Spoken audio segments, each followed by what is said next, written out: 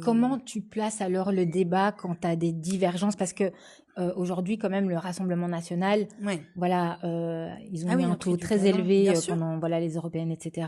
Ils ont un gros bloc à l'Assemblée nationale. Ouais, complètement. Comment tu places le débat alors Bah, dans alors ton moi, je sais que j'ai des émission? personnes qui sont complètement différentes, qui peuvent être de droite ou d'extrême droite. C'est vrai que j'ai du mal, mais après, qui peuvent être de droite avec des pensées différentes. Mais moi, je suis plus pour montrer justement qu'on peut vivre ensemble et pas pour montrer, parce qu'en France, on sait très bien que le Rassemblement national, donc le RN, ils ont fait leur pourcentage avec la peur des autres, en accusant le voile. Donc c'était un problème sociétal, alors que pas du tout. Je pense que les Français aujourd'hui, ils ont envie de Oui, tu as savoir. abordé des fois la question Voilà. du Oui, voile. bien sûr, on en a parlé Moi, je plusieurs trouve fois. ça un non-sujet, Bah franchement, le complètement. voile, parce que moi, je me dis, en fait, les chrétiennes portent le Ben voile, les complètement. bonnes sœurs le portent, la communauté juive le porte Exactement. aussi. Après, Oui. bon, On des a fois, besoin elles de mettent des stigmatiser. perruques ou Oui, oui, voilà. exactement. Et en fait, pour moi, c'est un C'est un non-sujet, en non-sujet fait. Tu complètement. vois, on pense que c'est un sujet musulman, Pas du mais tout. en fait, dans toutes les religions monothéistes, le voile est Exactement. porté.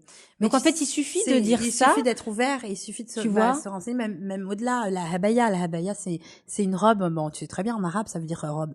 Euh, Moi, mon mari, il est d'origine libanaise. Il y a des femmes chrétiennes libanaises qui portent la habaya parce que c'est une tenue traditionnelle. En Jordanie, en Égypte. Moi, la habaya, faut savoir que je la portais par-dessus mes costumes. Mm. Tu sais, quand j'avais pas envie de me changer.